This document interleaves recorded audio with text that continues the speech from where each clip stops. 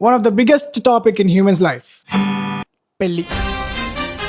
నువ్వు 23 to 30 మధ్యలో ఉన్నావు అని అంటే ఈ టాపిక్ నీ లైఫ్లో వచ్చిందేమో, వస్తుందేమో, లేకపోతే ఈ టాపిక్కే హాట్ టాపిక్గా నడుస్తుందేమో.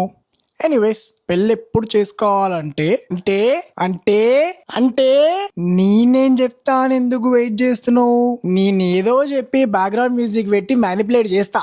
చేసుకో మంచిదనో లేదా వద్దు వేస్ట్ అని. పెళ్ళి నీకు నచ్చినప్పుడు చేసుకో. ఎవరో చెప్తే కాదు, అస్సలు చేసుకోకపోయినా పర్లేదు. ఇంట్లో పెళ్లి పెళ్లి పెళ్లి అని ప్రెషర్ అంటే చేసుకున్నా, అందరు చేసుకోమంటారు కాబట్టి చేసుకున్నా. మా నాన్నమ్మ పోయేటట్టుంది, మా తాత కూడా పోయేటట్టుండు, పెళ్లి చేసుకుంటే పని అయిపోతుంది అని చేసుకున్నా.